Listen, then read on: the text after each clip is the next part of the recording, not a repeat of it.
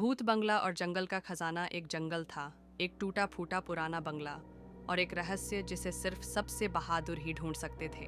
एक दिन 4 दोस्त अली, रानी, फैजान और मीना स्कूल के बाद जंगल में खजाने की खोज वाला गेम खेल रहे थे।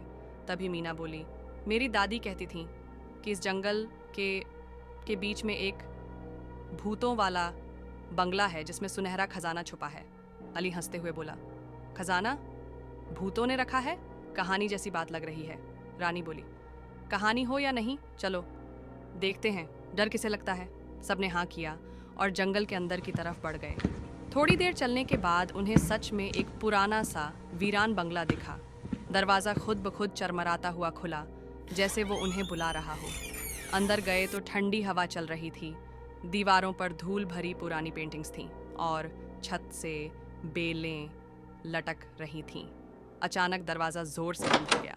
फैजान डर के मारे बोला, अब तो हम फंस गए। तभी एक धीमी आवाज़ आई, जो सच्चे दिल से आया है वही इस खजाने तक पहुंचेगा। ये आवाज़ भूतों की थी, लेकिन डरावनी नहीं बल्कि रहस्यमयी। हर कमरे में एक नई पहेली थी।